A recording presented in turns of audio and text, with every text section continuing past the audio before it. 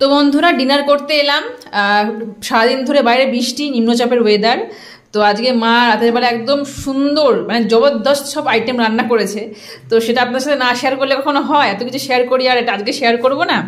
তো বন্ধুরা লুচি নিয়ে নিলাম, দেখতে পাচ্ছেন বিরাট বড় বড় লুচি বানিয়েছো তো। আর লুচির সাথে কি করেছো গো মা? ঘুগনি করেছি ডিম দিয়ে। এই যে বন্ধুরা ডিম ঘুগনি করেছে, সুন্দর একদম।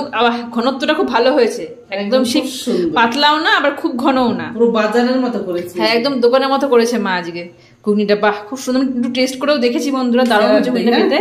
ওইদিকে স্যালাড কেটেও রেখেছে, শসা পেঁয়াজ না। পুদিনা চাটনি খাবি নাকি? হ্যাঁ খাবো, দিও একটুখানি।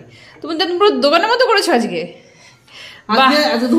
মানে নিম্নচাপের ওয়েদার দেখে তুমি মনে হচ্ছে তাই তাই ছিলে যে করবে এগুলো না।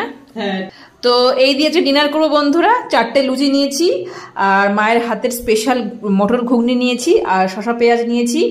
আর তুমি কখন খাবে? এক্ষুনি বসবো। বসবে এখন? মানে লুচির সাইজ তো অনেক বড় বড় করেছো গো। এখানে আর একটু ময়দা মেখে রেখে দিয়েছে মা, মানে তার মানে সব ভাজা হয়নি এখনো, ভাজবে।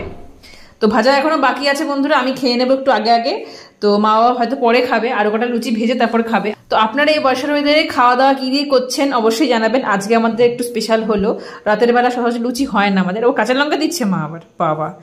তো বন্ধুরা খাওয়া দাওয়া করি, আপনারা কিন্তু অবশ্যই জানাবেন আজকে ডিনারটা কেমন হলো, ডিনার আয়োজনটা কিরকম হয়েছে আর কি।